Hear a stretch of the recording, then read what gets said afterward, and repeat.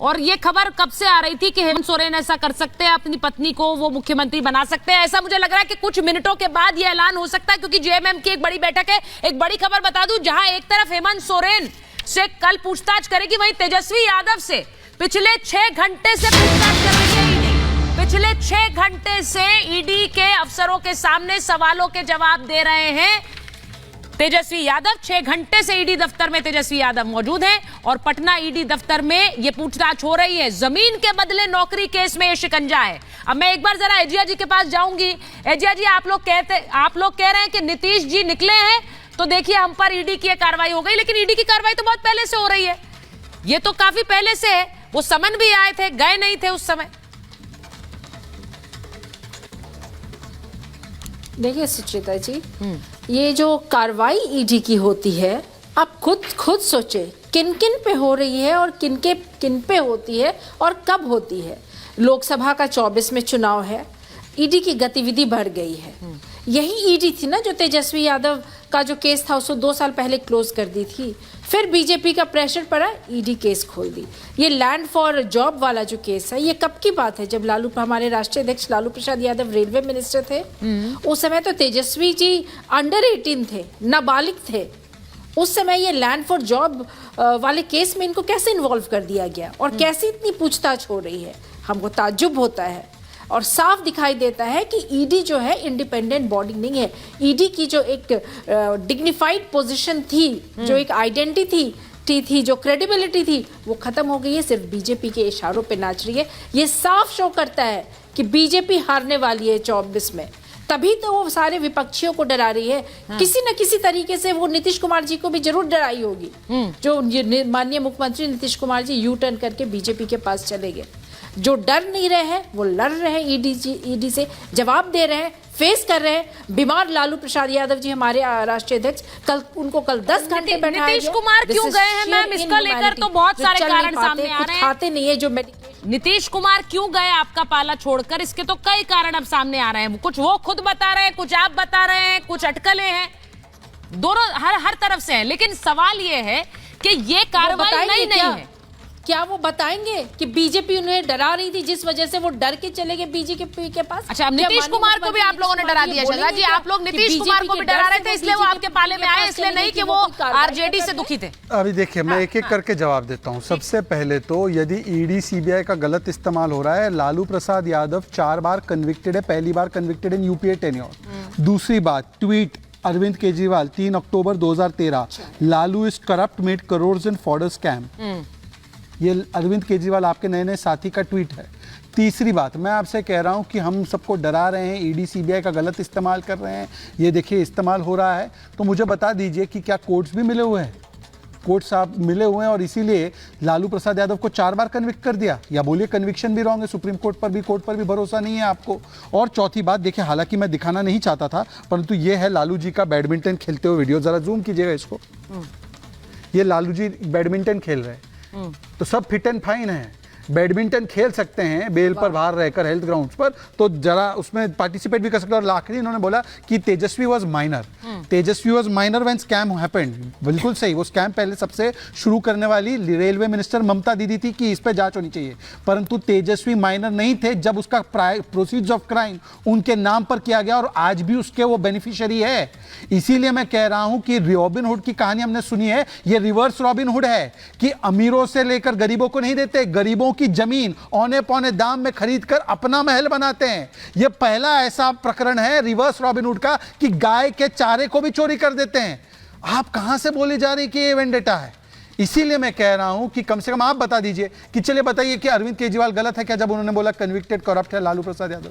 आप बताइए। वो ये कह रहे हैं जिया जी कि आपके अपने साथी अब इसी करप्शन के चक्कर में आपके साथ खड़े हो गए, वरना वो भी मान रहे थे कि करप्शन हुआ, घोटाले हुए। वो तो कहते आए हैं, उनके बयानों को कैसे अनदेखा कर देंगी आप? कौन? देखिए फाइनली तो डिसाइड तो ईडी को करना है, कोर्ट ने करना है। करप्शन किया नहीं किया। और ये जो बता रहे हैं, जो तेजस्वी जी तो माइनर थे, तेजस्वी जी खुद कह रहे हैं कि वो माइनर थे, तो दूसरे कोई बोलने वाले कौन होते हैं? नहीं, पर उन बयानों का क्या है ED जी उनको harass कर उन रही है। बयानों का क्या पूरा जो है? इनका फोकस है, बीजेपी का जो पूरा फोकस है वो कुछ नहीं, सिर्फ 24 का चुनाव का फियर है और है। कुछ नहीं। चंडीगढ़ में ये लोग इसी तरह से घोटाले, इस गड़बड़ी किए मेयर के चुनाव में। नहीं, वो मामला तो क्योंकि कोर्ट ये पहुंच सत्ता गया में है, हर कुछ कर जाते हैं और सबको चुप कर देते हैं। नहीं, वो लेकिन मामला जिस कोर्ट दिन चला ये गया। सत्ता से मैम, हटेंगे, मैं उसकी बात ही उस दिन नहीं कर रही इनको हूँ। पता आपको लग चलेगा रहा है कि वो विपक्ष मामला अगर उसमें सत्ता में उन्होंने आती कहा है, कि एक-एक संशय चीज का है, हिसाब ले। हमारे साथ साजिश हुई, लेकिन इन बयानों पर भी तो बोलिए मैम। एक जो बात। साथी आपको घोटालेबाज बताते रहे, आज वो घोटाला घोटाला कहकर खुद आपके पाले में आ गए, अब आपके साथ खड़े और अब सब पाक साफ हो गए। इनकी वॉशिंग मशीन है तो आप लोगों की भी एक अलग मशीन है जिसमें बाकी के बयान भूल जाते हैं आप लोग। ऐसा होता है कि नहीं होता है? बिल्कुल नहीं, बिल्कुल नहीं, बिल्कुल नहीं। बीजेपी की वॉशिंग मशीन तो बड़ी मजेदार है, पाप ही धुल जाते हैं, गंगा नदी में डुबकी लगाने की भी जरूरत नहीं होती है। और आपके साथ- लेकिन मैं बता दूं, अरविंद केजरीवाल ने कभी ऐसा कहा होगा, लेकिन उन्हें कभी कहा होगा, मालूम क्यों है कहा उन्होंने? कि जो हकीकत है प्रेजेंट डे में है कि ईडी का मिसयूज किया जा रहा है। केजरीवाल भी जानते हैं, मैं उनके बयान को सुन रही थी, वो भी कह रहे थे कि ईडी को मिसयूज नहीं, ठीक है एजिया जी, आप ये मान रही है कि उन्होंने कभी कहा तो उन्होंने ऐसे ही कह दिया, तथ्यों के आधार पर कहा कि ऐसे ही कह दिया, और अगर ऐसे ही तब कह दिया तो आज भी बहुत से बयान वो ऐसे ही देते होंगे। शैलजा जी जल्दी से बोलिए। एजिया जी, ईडी के आगे कोर्ट के पास सारा बिल्कुल नहीं, मामला। एक बिल्कुल सेकंड नहीं। एजिया जी, मैंने आपके कोई बीच में तथ्य एजिया जी मैंने सही आपके बीच में जितने नहीं भी बोला। आखिर सारे ऑपोजिशन एजिया के जी, पीछे मैंने आपके अचानक बीच में नहीं बीजेपी क्यों बोला। पड़ गई? हाँ, मैंने आपके बीच में नहीं बोला। ईडी तो छोड़ दीजिए, ईडी कार्रवाई करे हाँ, ना करे, बोले वो प्लीज आप। हाँ, वो कार्रवाई छोड़ दीजिए। सुप्रीम कोर्ट तक जाकर कन्विक्ट होने का जो तगमा है वो केवल एक ही व्यक्ति पर है, लालू जी। 4 बार कन्विक्टेड, पहली बार कन्विक्शन 2013। अब कन्विक्शन में तो इफ एंड बट नहीं बचता, ये तो कोर्ट ने किया है। कोर्ट के निष्पक्षता पर तो आपको भरोसा है। और केवल एक नहीं, आपके यहां पर तो पवन मुड़ी डीएमके के नेता भी कन्विक्ट हो गए। आप समझिए इस अंतर को। किसी ने ईडी के खिलाफ केस किया, केस ईडी ने किया, वो अलग विषय।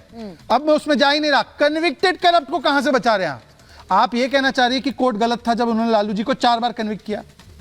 कह दीजिए आपका भरोसा नहीं कोर्ट में। चलिए, मैं एक बड़ी खबर बता रही हूं ईडी की कार्रवाई पर।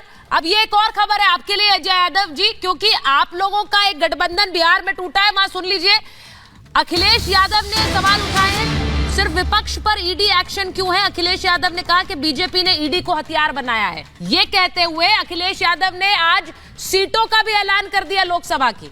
मैं आपको बताऊं कि 12 सीटें ऐसी हैं, 12 सीटें ऐसी हैं जिन पर लोकसभा चुनाव के लिए उन्होंने नामों का ऐलान कर दिया है। अब इन सीटों पर, 16 सीटों पर जिन पर नामों का ऐलान किया है, उस पर अखिलेश यादव का बयान आया है कि ये सीटें जिनके नाम हैं उनके लिए हमने उन नामों का ऐलान कर दिया है। इस पर कांग्रेस ने कहा है कि ये एक तरफा कार्रवाई की है अखिलेश यादव ने। अब इसका मतलब क्या है? मैं सिर्फ ये पूछ रही हूं कि एक तरफ घोटाला घोटाला कहकर साथ तो आ रहे हैं, लेकिन दूसरी तरफ जो फूट है वो सामने है कि नहीं। धर्मेंद्र यादव जी बताइए, कांग्रेस कह रही है एक तरफा बयान चल रहा है, अब आप एकला चलो ही कर रहे हैं, ममता दीदी कर रही हैं, आप भी कर रहे हैं।